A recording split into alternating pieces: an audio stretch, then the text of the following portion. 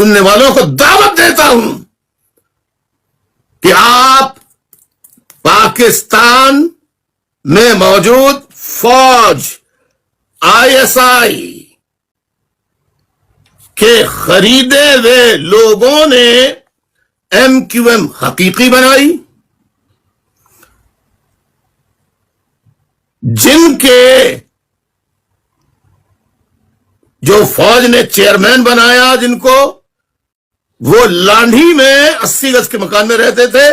آج ڈیفنس میں ان کا بہت بڑا بنگلہ ہے۔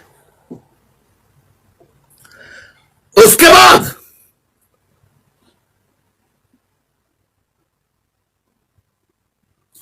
PSP ISI فوج نے بنائی، پاک سر زمین پارٹی، اس کا چیئرمین جو بنایا وہ بدقسمتی کہہ لیں یا قدرت کا امتحان کہہ لیں، اس کو میئر میں نے بنایا، یعنی میں نے اس کے نام کی منظوری دی، 8 10 15 لوگوں کے نام آئے،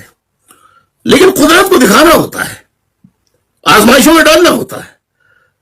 تو جس وقت میں نے اس کو میئر بنایا، اس وقت وہ فلیٹوں میں سے جو فلیٹس ہوتے ہیں، ان فلیٹوں میں ایک فلیٹ 2 کمروں میں کرائے کے مکان میں رہتا تھا وہ فرد۔ آج ڈیفنس، کلفٹن، KDA اسکیم اور نہ جانے کس کس علاقے میں وہ کوٹھیوں کا، بنگلوں کا مالک ہے۔ اسی طرح جو فیڈرل منسٹرز بنائے گئے، جو MNAs MPs بنائے گئے، جو ڈاکٹرز بنائے گئے MQM نے، انہوں نے پوری مراتیں لیں، اور جب حکومت ان کی مدت پوری ہوئی، مدت پوری ہونے کے بعد ان میں سے 99.9% یا تو خاموش ہو کر بیٹھ گئے، چلے گئے، پارٹی چھوڑ دی، الطاف حسین کو چھوڑ دیا، یا پھر فوج اور ISI کے ایجنٹس بن گئے۔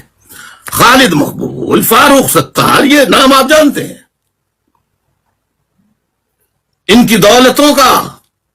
انیس قائم خانی حیدرآباد کے لوگ بچہ بچہ جانتا ہے،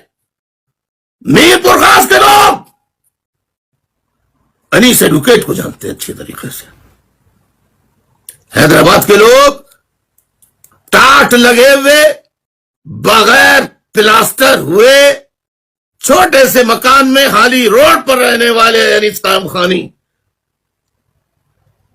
جس میں پلاسٹر، سفیدی تو بعد میں ہوتی، پلاسٹر بھی نہیں ہوا تھا، اس جگہ رہنے والا، ان کے والد محترم کیا کام کرتے تھے وہ علاقے کے لوگ جانتے ہیں، میں نہیں کہنا چاہتا۔ وہ آج حالی روڈ پر اپنے مکان کے نہیں بلکہ پورے علاقے کے مالک نے، اور اس کے علاوہ ان کی بیوی کی کہاں کہاں جائیدادیں اور کہاں کہاں مال ہے۔